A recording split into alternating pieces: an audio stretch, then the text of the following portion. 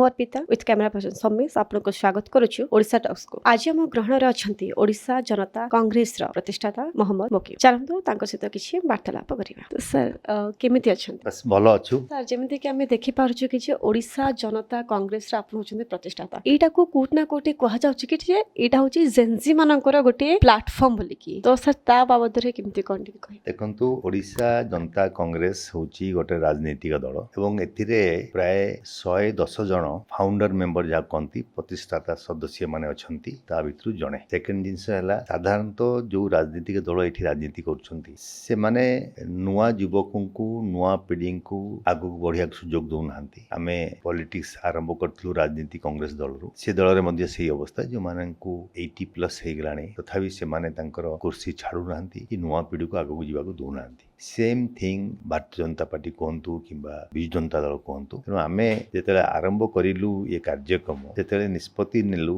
जे जो माने युवक अछंती तांको भितरे शक्ति अछि ऊर्जा अछि चाहुछंती राज्य पई देश पई काम करिया पई एवं तांकु सुजोग दउनांती अन्य दल से माने ओडिशा जनता कांग्रेस जोग थई परिबे एवं आमे नुआ पीढ़ीर युवकों को आगु बढ़े एक नुआ ओडिशा गठन करिपार स्वप्न देखिछु एवं मु आनंदित अछि आ भितरे एते संख्या रे पिला माने जो माने राजनीति प्रति इच्छा रखुछंती आसी आम दल रे अल्प दिन भितर योगदान करलेनी एवं जो माने चाहुछंती योगदान करिया पई जो मानकर कनेक्ट हेई पारु नाही से माने मध्य हमर टोल फ्री नंबर रे कांटेक्ट करिकि से माने आम सहित जोगाजोग करछंती। आपण रि बसछंती जस्ट रिसेंटली वर्तमान आदित्य बाबू आम सहित योगदान कले तांको हम आज जॉइन करेछु एवं से होछंती जने बीटेक इंजीनियर एठी निजे बिजनेस करछंती एवं लोकक सेवा करछंती एवं से मध्य सेही सेम जिंस कहि के आसिले जे हमकु सुजोग मुनथल अन्य दल रे जो आमे चिंता करलु मु चिंता करली जे आपन सहित आलोचना करी बोली आमे तां सादर ग्रहण करलु एवं तां दायित्व मध्य दउछ आगामी दिन रे तार नेतृत्व नेबे। तेणु मोर लेस नुआ वाइब्रेंट ओडिशा तयारी करिया पई जो यूथ कर आवश्यकता अछि से माने आपन मिलिबे ओडिशा जनता कांग्रेस रे। जेमिति कि आपण कहले कि जेते कि भी यूथ अछंती से माने ओडिशा जनता कांग्रेस को चूज करचंती काहे कि ना से मानु को अन्य पार्टी रे जेमिति कि किछि भी प्रकार सुजोग मिलुनी कहि कि। किंतु सर एबे एठी गोटे मन रे गोटे प्रश्न उठुची ए ओडिशा जनता कांग्रेस कोन केवल यूथ मानक पई ही अछि कि? देखंतु गोटे दल समस्त नै तयारी हुए किंतु आमे प्राधान्य देबा जे भारत वर्ष रे 40 वर्ष बयस पर्यंत 18 रु 40 वर्ष भितरे प्राय 65% यूथ अछंती। यदि आमे हमर दल रे सेही परि भाबरे प्रोपोर्शनेटली यदि 60-65 भाग युवकों को युवती को आगो कोना जीवो ताहले एक नुआ ओडिशा गठन होवार संभावना देखा जीवो। आउ जो माने आम परि व्यक्ति अछंती से माने ताकू दिशा देबे दिग बतैबे दल को आगो को नेवा पई तांको उत्साहित करिवे एवं दल गोटे यूथ सेंट्रिक दल हेकी आगो को बढ़िबो एवं ता आवश्यकता अछि। विभिन्न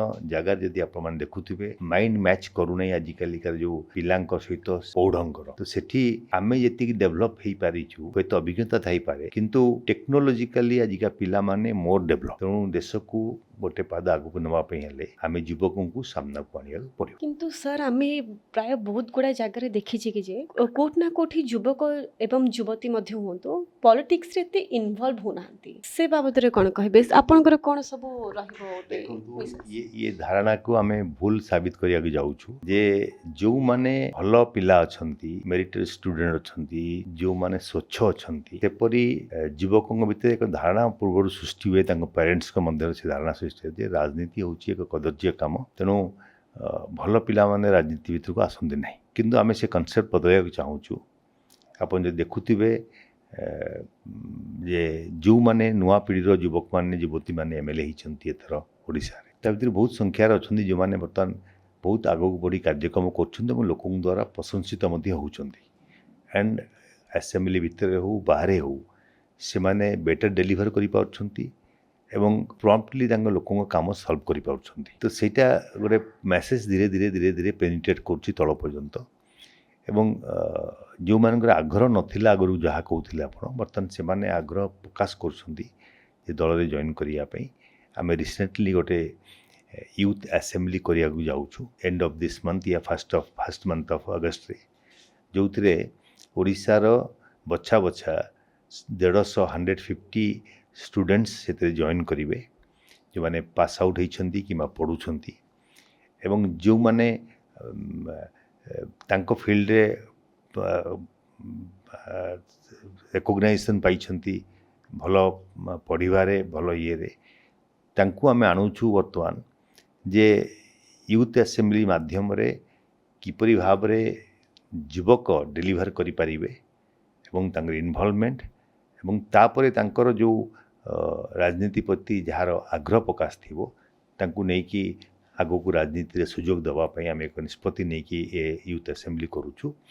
ତେଣୁ ଆପଣ ଯଦି ସେପରି ଭାବରେ ନିଜକୁ ପ୍ରେଜେଣ୍ଟ କରିପାରୁଥିବେ ତାହେଲେ ସେ ଦଳ ଭିତରେ ସମସ୍ତେ ଗ୍ରହଣୀୟ ହେବେ। ଯେଉଁଥିପାଇଁ ଆମେ ମୂଳରୁ ଦଳ ଯେଉଁଦିନ ତିଆରି କଲୁ ଆମେ ସେଦିନ ଆମେ କହିଥିଲୁ ବାର୍ତ୍ତା ଦେଇଥିଲୁ ଦଳର ସମସ୍ତ କାର୍ଯ୍ୟକର୍ତ୍ତା କର୍ମକର୍ତ୍ତାଙ୍କୁ କି ଆମ ଦଳରେ ହିଂସାର ବିଶ୍ୱାସ କରିବାନି, ଆମେ ହିଂସାକୁ ପ୍ରଶ୍ରୟ ଦିଆଯିବ ନାହିଁ। ଆପଣ ଦେଖିଥିବେ ସେଦିନ ଆମେ ଗୋଟେ ଡେମନଷ୍ଟ୍ରେସନ୍ କରିଥିଲୁ, ନା ଆମେ ବ୍ୟାରିକେଡ୍ ଉପରେ ଚଢ଼ିଛୁ, ନା ବ୍ୟାରିକେଡ୍ ହଲେଇଛୁ, ନା ବ୍ୟାରିକେଡ୍ ଭାଙ୍ଗିଛୁ, ନା ପୋଲିସ ସାଙ୍ଗେ କନଫ୍ରଣ୍ଟ କରିଛୁ।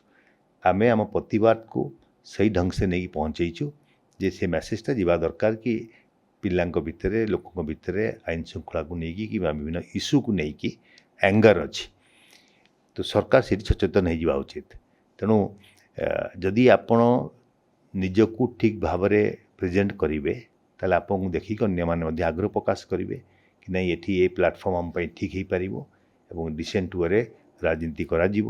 ମହାତ୍ମା ଗାନ୍ଧୀଙ୍କର ଅହିଂସା ନୀତିକୁ ଆପଣେଇକି ଆମେ ଆମ କାର୍ଯ୍ୟକ୍ରମ ଆଗକୁ ବଢ଼ାଉଛୁ। ତ ସାର୍ ଏବେ ଯେମିତିକି ପଞ୍ଚାୟତରାଜ ଇଲେକ୍ସନ୍ ଆସୁଛି, ତାପରେ ପରେ 2029ର ଇଲେକ୍ସନ୍ ମଧ୍ୟ ଆସିବ, ତ ସାର୍ ଯୁବପିଢ଼ିଙ୍କୁ ଧରିକି କେତେ ଦୂର ଯାଇ ମତଲବ ଆମର ଇଲେକ୍ସନ୍ରେ ଆମେ ସଫଳତା ହାସଲ କରିପାରିବା ବୋଲିକି ଆପଣ ଭାବୁଛନ୍ତି? ମୁଁ ତ ଆପଣଙ୍କୁ ବି ଇନଭାଇଟ୍ କରୁଛି ଯେ ଆପଣ ମଧ୍ୟ ଆସି ଆମ ସହିତ ଯୋଗଦାନ କରନ୍ତୁ। ଆମେ ଚାହୁଁଛୁ ଶିକ୍ଷିତ ଯୁବକ ଯୁବତୀମାନେ ଆସନ୍ତୁ ଏବଂ ଯେତେ ବର୍ତ୍ତମାନ କର୍ପୋରେସନ୍ ଇଲେକ୍ସନ୍ ହେବ, ପୌର ନିର୍ବାଚନ ହେବ, ପଞ୍ଚାୟତରେ ଯେଉଁ ନିର୍ବାଚନ ହେବ, ଆମେ ରେକର୍ଡ ସଂଖ୍ୟକ ପିଲାଙ୍କୁ ସ୍କୋପ୍ ଦେବୁ ଲଢ଼ିବା ପାଇଁ। ବିକଜ ଏଇଟା ହେଉଛି ଫାର୍ଷ୍ଟ ଷ୍ଟେପ୍। ଜଣେ କିଏ ସରପଞ୍ଚ ହେଇପାରେ, ଜଣେ କିଏ ମ୍ୟୁନିସିପାଲ କର୍ପୋରେସନରେ କର୍ପୋରେଟର ହେଇପାରେ, ଜଣେ କିଏ କାଉନସିଲର ହେଇପାରେ ଏନ୍ଏସିରେ। ତ ଏଇଟା ଗୋଟେ ଛୋଟ ଇଲେକ୍ସନ୍ କିନ୍ତୁ ପ୍ରଥମ ଷ୍ଟେପ୍ ଏବଂ ଆମେ ଏଥିରେ ପ୍ରାୟ ରେକର୍ଡ ସଂଖ୍ୟକ ଯୁବକମାନଙ୍କୁ ପ୍ରୋତ୍ସାହିତ କରିବୁ, ଆଗକୁ ବଢ଼େଇବୁ ଏବଂ ଗୋଟେ ୟଙ୍ଗ ବ୍ରିଗେଡର ଟିମ୍ ତିଆରି କରାଯିବ ମ୍ୟୁନିସିପାଲିଟି କର୍ପୋରେସନ୍ ଭିତରେ, ଯେଉଁମାନେ ନୂଆ ଚିନ୍ତାଧାରାକୁ ନେଇ ଆଗକୁ ବଢ଼ିବେ ଏବଂ ସିଏ ଗୋଟେ ଏକ୍ଜାମ୍ପଲ୍ ସେଟ୍ କରିବ 2029 ପାଇଁ।